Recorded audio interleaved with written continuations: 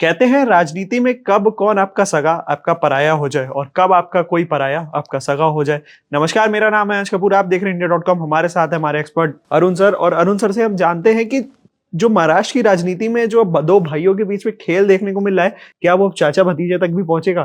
तो सर, जाहिर तौर से आप समझ तो गए होंगे हम किन की बात कर रहे हैं। हाँ, देखिए महाराष्ट्र की राजनीति थोड़ा-सा जो है पहले लोकसभा में महायुति वर्सेस एनडीए के बीच में उलझी रही।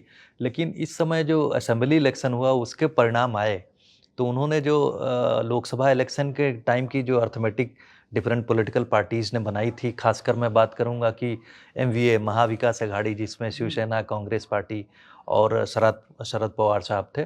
तो उन लोगों ने जो गणित बनाई थी कि असेंबली में हम स्वीप करेंगे, तो वो घटित हुआ नहीं, क्योंकि उसके बाद से भारतीय जनता पार्टी लेड जो महायुति था, उन्होंने अपनी स्ट्रैटेजी चेंज की और उसमें आरएसएस का काफ़ी कंट्रीब्यूशन था। उन्होंने ग्राउंड लेवल पे काम किया बहुत ज़बरदस्त, और उसके बाद कुछ उनके प्रोग्राम्स थे, क्योंकि सरकार में वही लोग थे, तो उसकी वजह से जनता ने जो है एक तरफ़ा निर्णय दिया और तकरीबन एक तरह से देखा जाए महायुति अलायंस स्वीप कर गया। उसके बाद से राजनीति में आप जानते हैं कि राजनीति एक इलेक्शन तक सीमित हाँ। नहीं है, आने वाले इलेक्शन के लिए भी स्ट्रैटेजीज़ जो है बदल जाती हैं।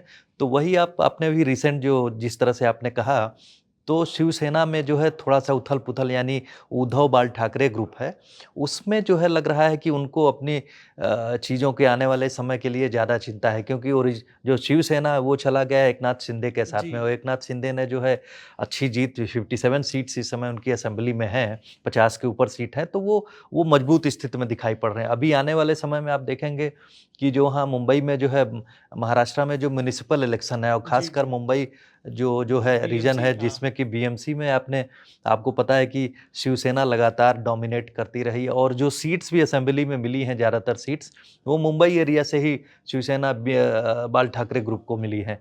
तो इस वजह से उनकी एक तरह से कॉन्शियस तरीके से जो, और उसमें जो बाल ठाकरे के लड़के हैं, जी। जो इस समय उनका एक स्टेटमेंट आया अभी आदित्य ठाकरे। आदित्य ठाकरे का, उन्होंने जो एमएनएस के चीफ हैं राज ठाकरे, उनके चाचा हुए, जी, जी, तो जी। उनके साथ में एक तरह से आपस में समझौते होने की बात कही, जो कि दोनों की राइवलरी आप जानते हैं, उनके जो बाला साहब हाँ, के जो डेथ के बाद बाद में से। भी उम्मीद थी कि साहब ये दोनों भाई जो है कजिन्स एक हो जाएँगे, लेकिन ऐसा हुआ नहीं था, और जो आपस में डिफरेंसेस बढ़ते गए, और आप देखेंगे कि जो ट्रेडिशनल शिवसेना का वोट है, उसमें एमएनएस जब अपने कैंडिडेट खड़ी करती है, तो हुँ। ज़ाहिर-सी बात है वोट्स का नुकसान होता है, जी। क्योंकि जो एक तरह से आइडियोलॉजिकल पिच देखेंगे, आइडियोलॉजिकल जो बेस है, वो मोर और लेस सेम है, और उसी आइडियोलॉजिकल बेस में आप देखेंगे कि 3 तरह से लड़ाई हो जा रही है आजकल।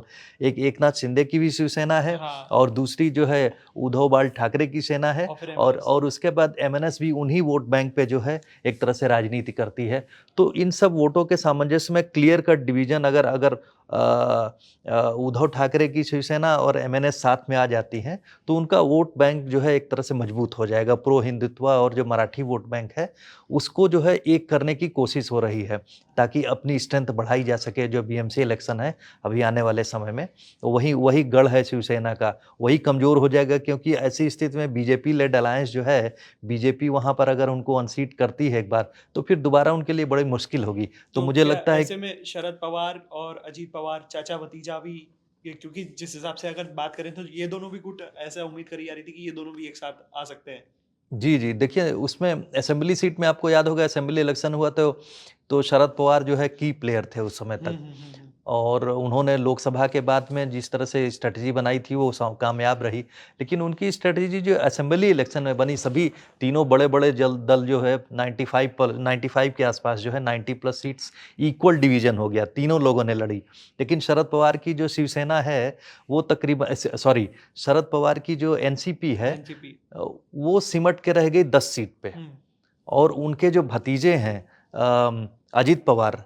अजीत पवार ने जो शरद पवार समर्थित जो उनके एक अपने और भतीजे को उनके खिलाफ जी, अजीत जी, पवार जी। के हाँ। खिलाफ चुनाव लड़ाया, तो वो तो बुरी तरह से हार गए, और उसके बाद तकरीबन 25 से 30 सीट के बीच में जो है अजीत पवार की सेना ने जो है शरद पवार की सेना को एक तरह से वो डिफीट दिया।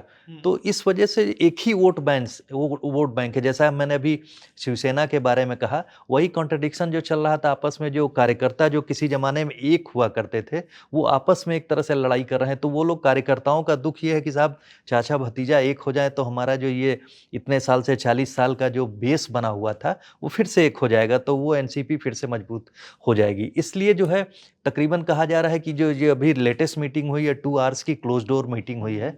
बाद में अजीत पवार ने ज़रूर कहा कि ये हम लोगों का जो ऑफ़िशियल था, हम लोग महाराष्ट्र के डेवलपमेंट के लिए एग्रीकल्चर उसमें जो है कुछ नई चीज़ों पे बात कर रहे हैं, तो आपस की ये बातचीत हो रही है और फैमिली लेवल पे हम लोग एक हैं। उन्होंने इस तरह से भी कहा कि साहब फैमिली फंक्शन में हम लोग मिलते हैं, हमारे परिवार के बड़े मुखिया हैं, उनसे गाइडेंस लेता हूँ और परिवारों का मिलना तो होता रहेगा। राजनैतिक रास्ते अलग हैं, इस तरह से वो कोशिश करते हैं। लेकिन जिस तरह से सोर्सेज के ज़रिए जो रिपोर्ट्स आ रही हैं मीडिया में, मंथन शुरू हो गया कि परिवार में जो है दोनों शरद पवार जो सीनियर हैं वो थोड़ा-सा अड़े हुए हैं। वो थोड़ा-सा इस समय बीजेपी को बर्दाश्त नहीं कर पा रहे हैं, वो नहीं चाहते हैं बीजेपी के साथ अपना अलायंस रखना। इस वजह से उनकी पॉलिटिकल कमज़ोरी भी है, पॉलिटिकल मजबूरी आप कह सकते हैं। लेकिन चूँकि वो अपनी इनिंग्स पूरी कर चुके हैं, उन्होंने लगातार 50 साल यानी 5 दशक तक महाराष्ट्र की राजनीति को डोमिनेट किया है उन्होंने, तो उनकी इनिंग्स पूरी हो चुकी हैं एक तरह से देखा जाए। ये लास्ट इलेक्शन खुद ही कह रहे थे, मैं लड़ रहा हूँ और लड़वा रहा हूँ अपनी पार्टी को। लेकिन देखा जाए तो आने वाले समय के लिए यानी जो एनसीपी का भविष्य क्या होगा, उसमें जो है कौन पार्टी आगे जाएगी, ज़ाहिर-सी बात है वो अजीत पवार की जाएगी या शरद पवार की। परिवार के लोग चाहते हैं कि एक हो जाए। तो ये कशमकश 2 परिवारों के बीच में, चाहे वो शिवसेना में ठाकरे परिवार हो या फिर यहाँ पर, क्योंकि राजनीति आने वाले समय के लिए निर्धारित होती है। ये तो देखिए, हालांकि हम भी उम्मीद करते हैं कि क्या शायद हम लोगों को कोई अलायंस देखने को मिल जाए जो दोनों के बीच में मर्जर का एक काम करे और दोनों चाचा भतीजा एक हो जाए और दोनों भाई एक हो जाए। तमाम ऐसी पॉलिटिकल वीडियोस के लिए बने रहिए हमारे साथ, देखते रहिए India.com। Thank you for watching.